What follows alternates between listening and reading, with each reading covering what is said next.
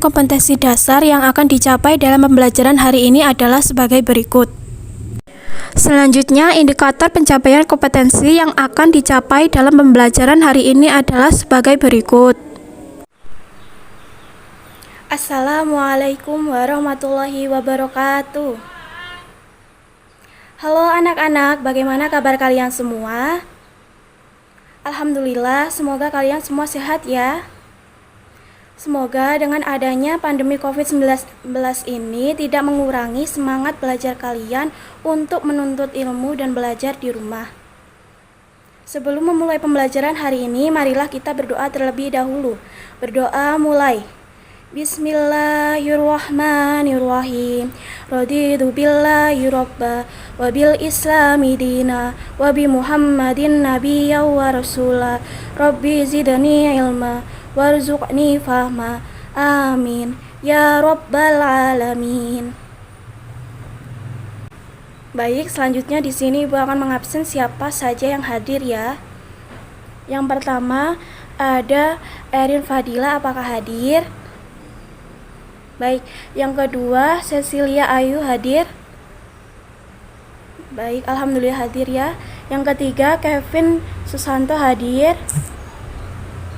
Oke, hadir juga. Dan yang keempat Muhammad Hilmi hadir. Yang kelima Dita Rosalina hadir. Alhamdulillah semuanya hadir ya. Hari ini kita akan membahas materi yang bertema senang menuntut ilmu dan mengamalkannya. Langsung saja kita mulai materi yang pertama, yaitu pengertian menuntut ilmu. Dalam Kamus Besar Bahasa Indonesia, kata ilmu itu adalah pengetahuan tentang suatu bidang yang disusun secara bersistem menurut metode tertentu yang dapat digunakan untuk menerangkan gejala tertentu di bidang pengetahuan atau kepandaian tentang soal duniawi, akhirat, lahir, batin, dan sebagainya. Kata ilmu sendiri itu berasal dari bahasa Arab, yaitu alima ya'lamu ilman. Alima itu merupakan kata kerja yang artinya mengetahui.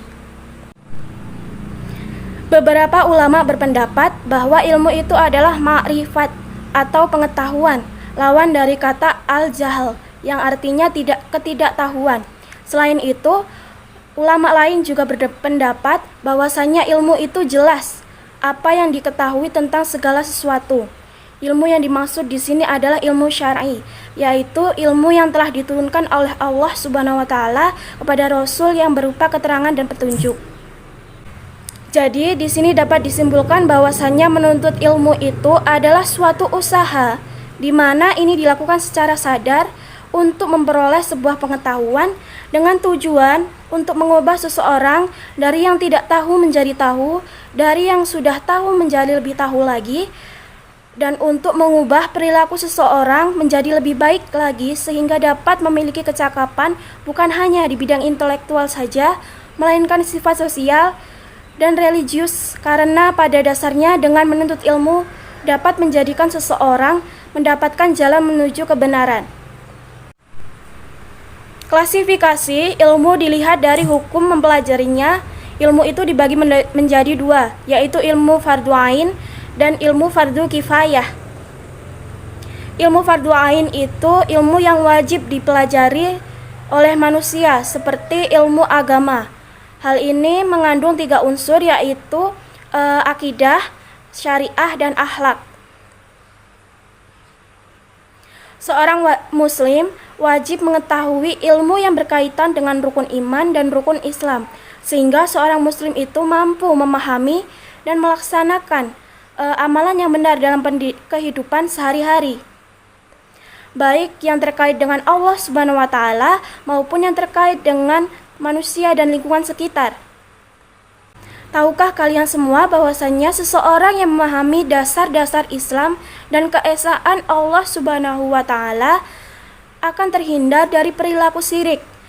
Hal ini dikarenakan seseorang yang mengerti dan memahami ilmu Al-Qur'an itu akan mudah baginya untuk membaca Al-Qur'an sesuai dengan kaidah dan tajwidnya, memahami arti dan kandungan isinya. Hal ini dapat menjauhkan kita dari perbuatan-perbuatan yang dilarang oleh Allah Subhanahu wa taala.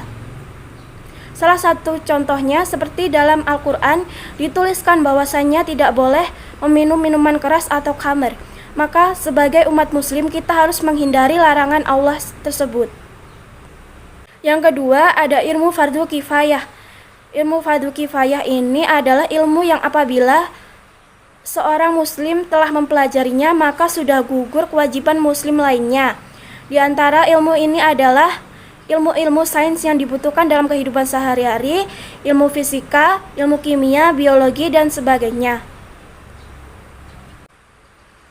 Dari sudut pandang manusia, dua jenis ilmu, baik itu fardu ain dan fardu kifayah, itu harus diperoleh secara sadar, karena tidak ada ilmu yang bermanfaat tanpa amal yang lahir dari ilmu tersebut. Ilmu-ilmu yang bersifat fardu ain menjadi dasar dan asas utama untuk ilmu-ilmu yang bersifat fardu kifayah. Sebelum melanjutkan materi yang terakhir, di sini Ibu akan menunjuk salah satu orang untuk menjelaskan kembali apa yang telah Ibu jelaskan. Baik, kepada Muhammad Hilmi dipersilahkan.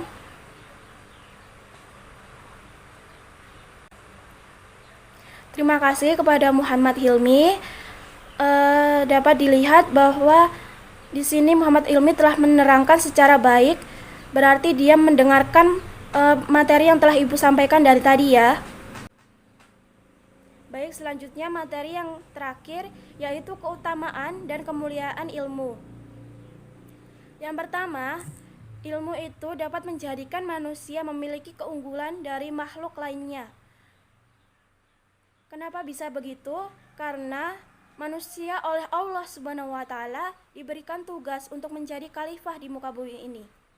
Dengan ilmu yang dimiliki manusia, manusia itu menjadi unggul dibandingkan dengan makhluk-makhluk ciptaan Allah lainnya, sehingga manusia itu mampu menjalankan fungsi kekhalifahannya dengan baik dan benar. Dan yang kedua, dengan menuntut ilmu itu dapat mengangkat derajat seorang manusia.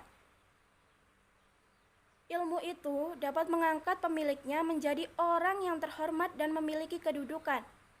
Semuanya dapat dilihat dalam kehidupan sehari-hari kita, bahwasanya orang yang memiliki ilmu itu berbeda dengan orang yang tidak memiliki ilmu.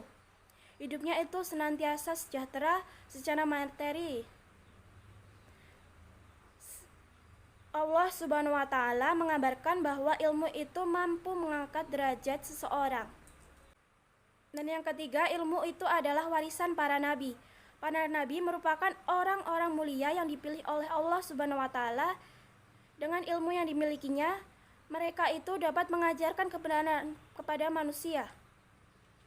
Oleh karena itu, orang yang menuntut ilmu dalam rangka mendekatkan diri kepada Allah Subhanahu wa Ta'ala tepatlah dikatakan sebagai para pewaris, yaitu para ulama.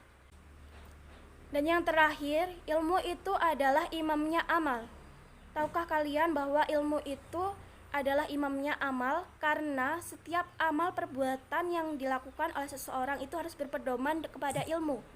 Hal itu berarti bahwa setiap orang yang melakukan aktivitas dalam keseharian itu bentuknya harus mengetahui ilmunya terlebih dahulu, agar terhindar dari kesalahan dan nilai ibadahnya itu dapat diterima oleh Allah Subhanahu wa Ta'ala.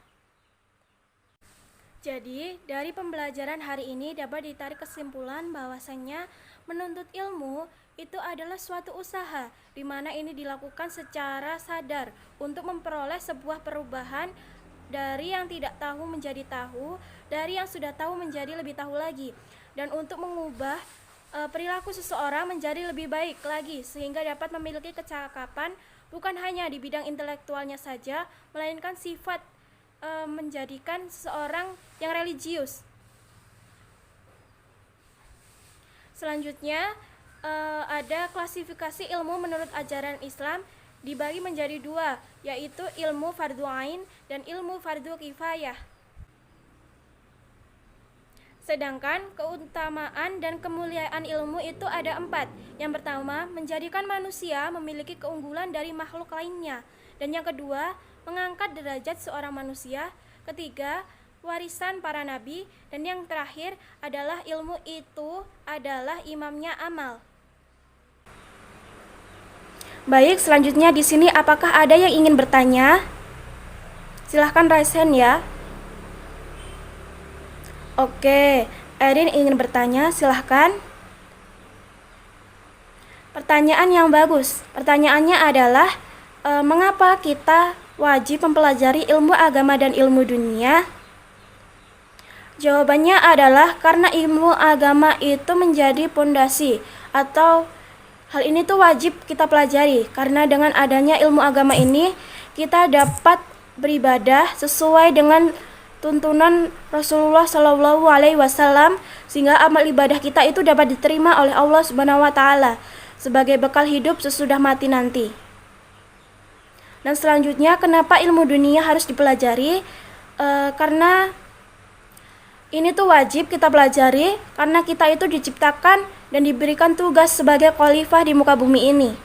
Dan dengan adanya ilmu ini kita dapat melaksanakan tugas kita menjaga dan memanfaatkan bumi dan isinya tanpa membuat kerusakan. Apakah bisa diterima?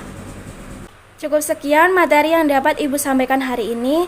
Terima kasih kepada peserta didik yang mendengarkan sampai akhir. Wassalamualaikum warahmatullahi wabarakatuh.